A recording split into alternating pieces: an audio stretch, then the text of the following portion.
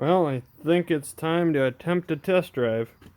Alright, so you saw me leave for the test drive, and well, we're back in the garage, and I may have broke it on the test drive. Hello everyone, it's been entirely way too long since I made a video. So let's see. What happened between the last video and, well, this one is, I had the car together. I broke it.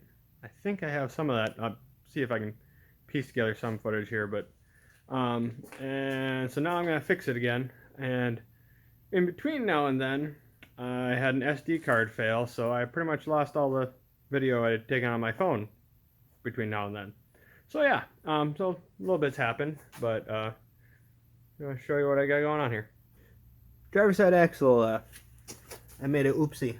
Apparently you should make sure it's in all the way, and I'm told technically I could probably still use this axle, but I kind of decided to play it safe and I ended up ordering a new axle. They aren't that expensive, so we're gonna shove that in there. So I got this side all ripped back apart, and it's been slowly dripping tranny fluid out the axle hole, which has been great.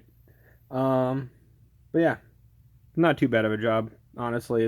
I think it took me about 15 minutes to get the old axle out, so, and that was including waiting for my air compressor to fill up and so I could take off the axle nut.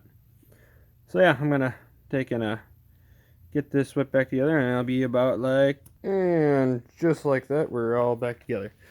Yeah, it's really not too bad of a job. You just gotta make sure you actually get the axle engaged all the way in the transmission. They got that snap ring. Yeah, that kind of helps. But yeah, got the brakes back on. Now I just gotta throw the wheel back on. If you're ever wondering, you can do your brakes yourself. Basically, all the tools you need is like jack and jack stands to get your car up.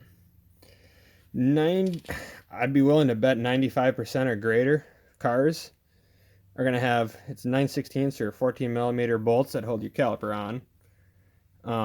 You obviously need your the lug nut wrench for getting your lugs off to get your wheel off, but and either a C-clamp or some way of compressing the piston on the caliper. And that's pretty much, for the most part, all you need to do brakes. But yeah, so yeah, throw the wheel on, and boom, got a wheel on. So I think what I'm gonna do next year then is see if I can get the license plates back on, because they now have license plates on for it that have current tabs. So I'm not a huge fan of the way they did the plate mounting on this, but they got two plastic inserts in the back of this plastic piece, which are both spinning when I took it out. So I goobered a little super glue in there because I wanted to see if that would work before I take and try to pull the trunk liner on the trunk lid liner and get to the back. So, and then this stupid little plastic piece, it's got these metal inserts in it instead of like the plastic ones like you'd normally see. And this tiny little plastic piece is 20 bucks, and that's from Rock Auto. And just like that, we're on all four again. And I got the license plates back on. Front went okay. The back, the one plastic insert decided to start moving, so I'm gonna have to take I can spin this one with my fingers, so I'm gonna have to take the trunk inside of the trunk apart to fix that, but for now it'll work. The other thing I forgot to mention earlier is I did order this piece here. It's hard to see. Holds the prop rod for the hood, which was broken when I got the car. This one right here. So it's got one Phillips screw and then a little push tab that's got two little ears you got to release. Yeah, and there's the Dorman part number. I got this off Rock Auto. It was like a whopping $3. So, but yeah, this is where, right by my pointer finger there, is where there's supposed to be a little clip that holds that prop rod. So definitely something that's nice to replace, because it's kind of a pain trying to get the hood to shut with that prop rod hanging down. So that's that.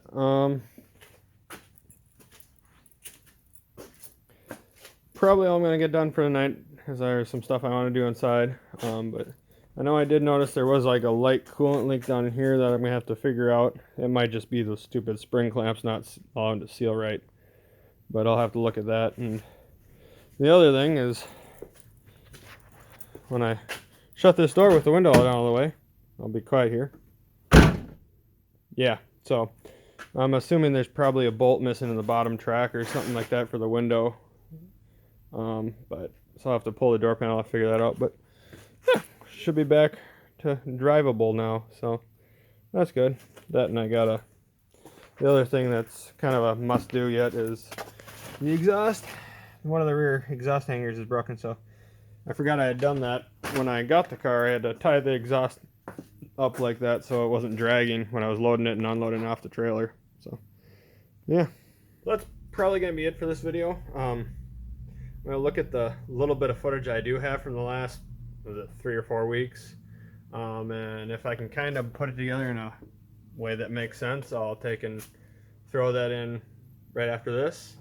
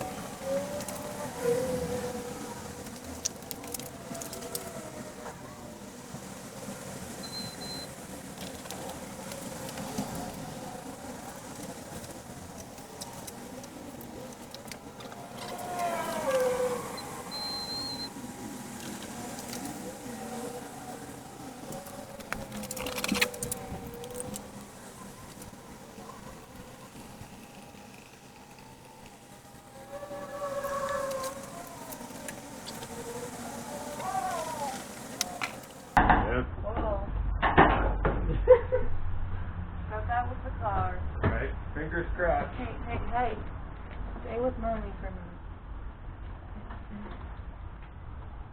I think you're fine.